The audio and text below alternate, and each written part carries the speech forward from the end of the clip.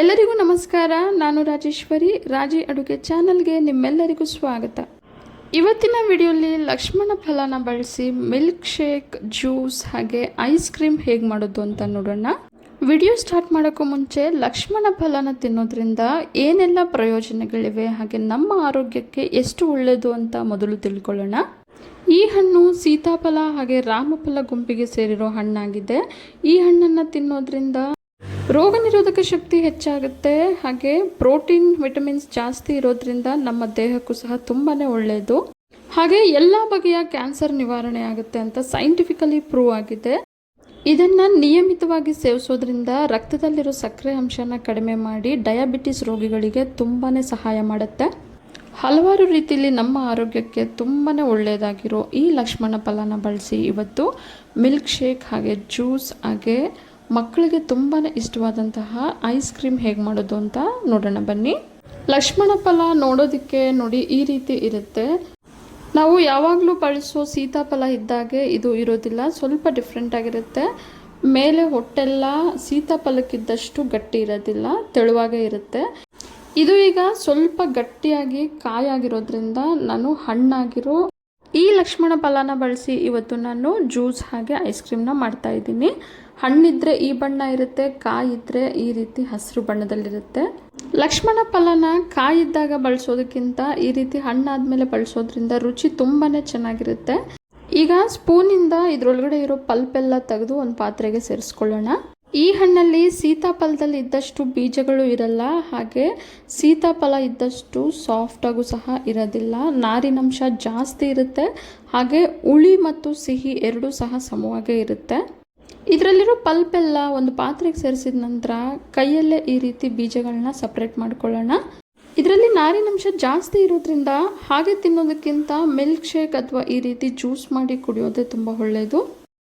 ಹಣ್ಣಲ್ಲಿರೋ ಬೀಜಗಳನ್ನೆಲ್ಲ separate ಮಾಡಿ ಒಂದು ಚಿಕ್ಕ ಬೌಲ್ಗೆ ಸೇರಿಸಿಟ್ಟಿದ್ದೀನಿ. ಒಂದು ಪೂರ್ತಿ ಹಣ್ಣಲ್ಲಿ ನೋಡಿ ಇಷ್ಟೇ ಬೀಜಗಳು ಬಂದಿರೋದು.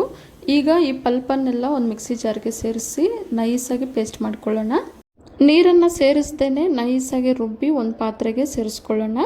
ಇದೇ ರೀತಿ ಮತ್ತೊಂದು ರೌಂಡು ಮಿಕ್ಕಿರೋ ಪಲ್ಪನ್ನು ಮಿಕ್ಸಿ ಜಾರ್ಗೆ ಸೇರಿಸಿ ನೈಸಾಗಿ ರುಬ್ಬಿ ಪಾತ್ರೆಗೆ ಸೇರಿಸ್ಕೊಳ್ಳೋಣ. ನೈಸಾಗಿ ಪೇಸ್ಟ್ ಮಾಡ್ಕೊಂಡಿರೋ ಈ ಪಲ್ಪನ್ನು ಒಂದೊಂದು ಗ್ಲಾಸಿಗೆ 3 ಟೇಬಲ್ ಸ್ಪೂನ್ ಅಷ್ಟು ಸೇರಿಸಿದ್ದೀನಿ.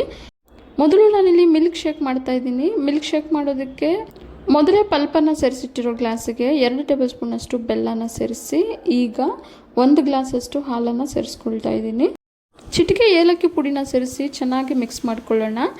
ಬೆಲ್ಲ ಬದಲಿಗೆ ಜೇನುತುಪ್ಪನ ಸಹ ನೀವು ಸೇರಿಸ್ಕೋಬಹುದು. ಈಗ ಐಸ್ ಕ್ಯೂಬ್ಸನ್ನು ಸೇರಿಸಿ ಸಣ್ಣಗೆ ಹೆಚ್ಚಿಟ್ಟಿರೋ ಬಾದಾಮಿಯನ್ನು ಸೇರಿಸಿದ್ರೆ ರುಚಿಯಾದ ಮಿಲ್ಕ್ ಶೇಕ್ ರೆಡಿ ಆಗುತ್ತೆ. ಈಗ ಜ್ಯೂಸ್ ಹೇಗೆ ಮಾಡೋದು ಅಂತ ನೋಡೋಣ. ಜ್ಯೂಸ್ ಮಾಡೋದಕ್ಕೆ ನಾನಿಲ್ಲಿ ಮೊದಲೇ ಗ್ಲಾಸಿಗೆ ಸೇರಿಸಿಟ್ಟಿರೋ 3 ಟೇಬಲ್ ಸ್ಪೂನ್ ಅಷ್ಟು ಪಲ್ಪ್ಗೆ 1 ಟೇಬಲ್ ಸ್ಪೂನ್ ಅಷ್ಟು ನಿಂಬೆ ರಸನ ಸೇರಿಸಿ 1 ಗ್ಲಾಸಷ್ಟು ನೀರನ್ನು ಸೇರಿಸ್ಕೊಳ್ತಾ ಇದ್ದೀನಿ.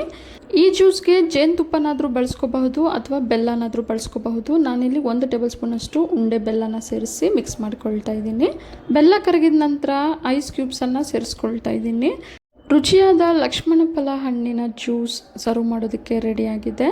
ಮಿಲ್ಕ್ ಶೇಕ್ ಹಾಗೂ ಜ್ಯೂಸ್ ಎರಡೂ ಸಹ ತುಂಬಾ ಟೇಸ್ಟಿಯಾಗಿರುತ್ತೆ. ಮಿಕ್ಕಿರೋ ಪಲ್ಪನ್ನು ಬಳಸಿ ರುಚಿಯಾದ ಐಸ್ ಕ್ರೀಮ್ ಹೇಗೆ ಮಾಡೋದು ಅಂತ ನೋಡೋಣ. ನೈಸಾಗಿ ರುಬ್ಬಿಟ್ಕೊಂಡಿರೋ ಈ ಪಲ್ಪ್ಗೆ 2 ಗ್ಲಾಸಷ್ಟು ಹಾಲನ್ನು ಸೇರಿಸ್ಕೊಳ್ತಾ ಇದ್ದೀನಿ. ನಂತರ ಇದಕ್ಕೆ 2 ಟೇಬಲ್ ಸ್ಪೂನ್ ಅಷ್ಟು ಹಾಲಿನ ಪುಡಿನ ಸೇರಿಸಿ ಗಂಟುಗಳು ಇಲ್ಲದೇ ಇರೋ ಹಾಗೆ ಚೆನ್ನಾಗಿ ಮಿಕ್ಸ್ ಮಾಡ್ಕೊಳ್ಳೋಣ. ಹಾಲನ್ನು ಚೆನ್ನಾಗಿ ಕುದಿಸಿ ತಣ್ಣಗಾದ ನಂತರ ಸೇರಿಸ್ಕೊಂಡಿದ್ದೀನಿ. ಹಾಲಿನ ಪುಡಿ ಸೇರಿಸಿದ ನಂತರ ಗಂಟುಗಳು ಇಲ್ಲದೇ ಇರೋಗೆ ಚೆನ್ನಾಗಿ ಮಿಕ್ಸ್ ಮಾಡಾಗಿದೆ. ಈಗ ರುಚಿಗೆ ತಕ್ಕಷ್ಟು ಉಂಡೆ ಬೆಲ್ಲನ ಸೇರಿಸ್ಕೊಳ್ತಾ ಇದ್ದೀನಿ. ಬೆಲ್ಲ ಬದಲಿಗೆ ಸಕ್ಕರೆ ಸಹ ನೀವು ಸೇರಿಸ್ಕೋಬಹುದು. ಈಗ 2 ಟೇಬಲ್ ಸ್ಪೂನ್ ಅಷ್ಟು ಟೂಟಿ ಫ್ರೂಟಿಯನ್ನು ಸೇರಿಸ್ಕೊಳ್ತಾ ಇದ್ದೀನಿ. ಟೂಟಿ ಫ್ರೂಟಿ ಸೇರಿಸೋದ್ರಿಂದ ಕಲರ್ಫುಲ್ಲಾಗಿ ತುಂಬ ಚೆನ್ನಾಗಿ ಕಾಣುತ್ತೆ. ಈಗ ಈ ಮಿಶ್ರಣನ ಐಸ್ ಕ್ರೀಮ್ ಕಂಟೈನರ್ಗೆ ಸೇರಿಸಿ ಸಣ್ಣಗೆ ಹೆಚ್ಚಿಟ್ಕೊಂಡಿರೋ ಡ್ರೈ ಫ್ರೂಟ್ಸನ್ನು ಸೇರಿಸಿ ಗಾರ್ನಿಷ್ ಮಾಡ್ಕೊಳ್ತಾ ಇದ್ದೀನಿ. ನಂತರ ಇದ್ರ ಮೇಲೆ ಸ್ವಲ್ಪ ಟೂಟಿ ಫ್ರೂಟಿಯನ್ನು ಸೇರಿಸ್ಕೊಳ್ತಾ ಇದ್ದೀನಿ.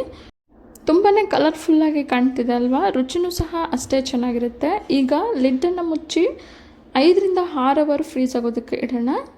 6 ಅವರ್ಸ್ ನಂತರ ಬನ್ನಿ ಈಗ ಐಸ್ ಕ್ರೀಮ್ ಯಾವ ರೀತಿ ಆಗಿದೆ ಅಂತ ನೋಡೋಣ.